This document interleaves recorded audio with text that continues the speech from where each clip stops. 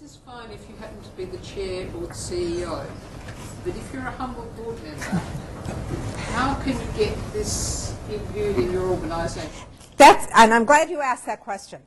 Because some of the groups came with enough people, and I said, oh, I'm so glad to see you've got 5 people here. You're critical mass, because you can go back and make those kind of changes.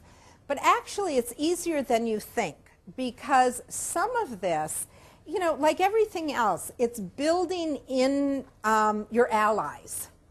It's going back and talking to some of the people that you're closest to on the board and saying, I just came back from this session and I picked this up and I think this would really work for our organization, but nobody's going to listen to little old me.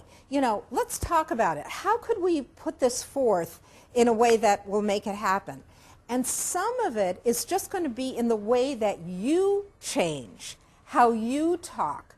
I always look at change as a pair of ballroom dancers. When one person moves, the other person has to move. It doesn't mean that you're going to look like Fred and Ginger, all right? You might step on each other's toes, but when one person moves, the other person has to move. So if you personally go back and you change some of the ways that you present yourself and you ask questions and you do things, that's going to force the rest of the group to adapt to that to some degree.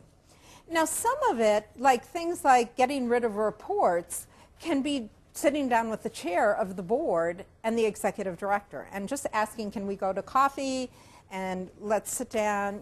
I really saw value in this because I see sometimes we get caught up in things that really are not intriguing to the rest of the board, or I see people falling asleep at board meetings, or they don't show up at board meetings.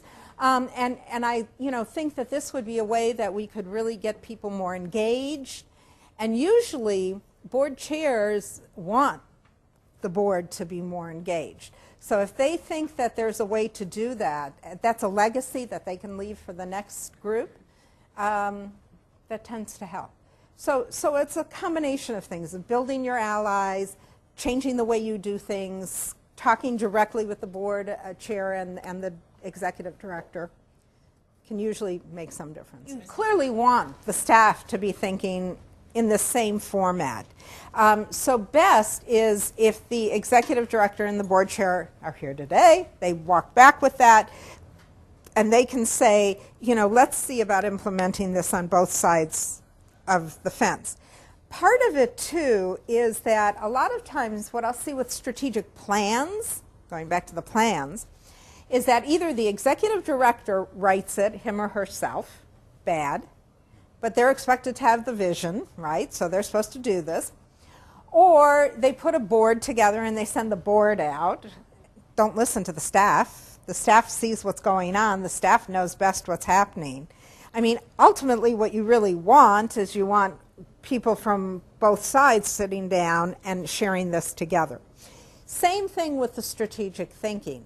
Part of it is you've got to have shared vision, values, mission. When everybody understands that same thing, it goes back to the idea that the atoms don't jump out of the table.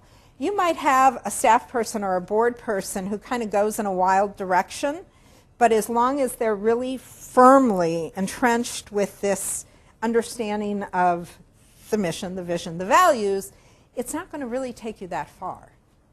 And what they have to understand is this is your responsibility. We want you to think in wild and crazy ways because that's going to further the organization in a positive manner as long as it's always within the boundaries of this other. The other thing is a lot of times we keep our board and staff totally separate, and sometimes it's valuable to bring people together and see.